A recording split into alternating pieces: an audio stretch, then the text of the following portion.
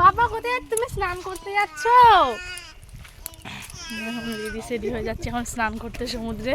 আর এই দেখো দীপা, আমাদের মুখের অবস্থা দেখলে পুরো ভিখারির মতন মনে হবে, কিছু মনে পড়ে আদৌ ভিখারি। ভিখারি, সত্যি ভিখারি, কিন্তু একেবারে ভিখারি না, চলার মতন আছে। সমুদ্রে গিয়ে তারপর তোমাদেরকে দেখাচ্ছি, জঙ্গলটা খুব সুন্দর।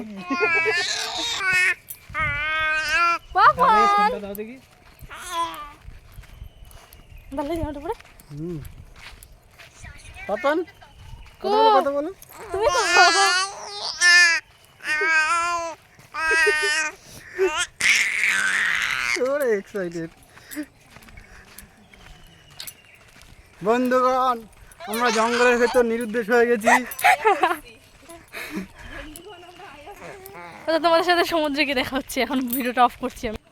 এই যে আমাদের তিনজনের এটা ফুল লুক পুরো।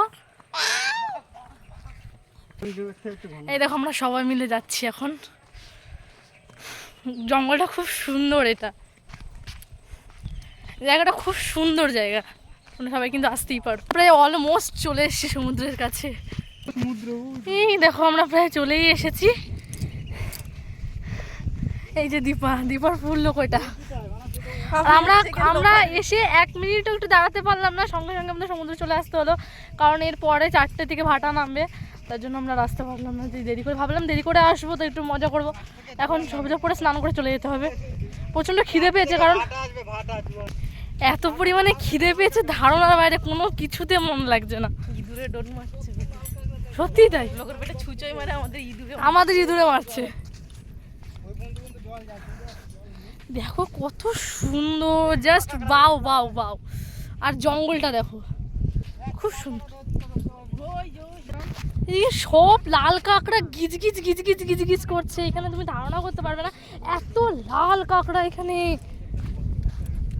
ওই দেখো দৌড়ে দৌড়ে যাচ্ছে কত। আমি তো খুব খুব ভালো লেগেছে, আমার জায়গাটা খুব সুন্দর লেগেছে। দেখো কত ঝিনুক পড়ে আছে। টাটা।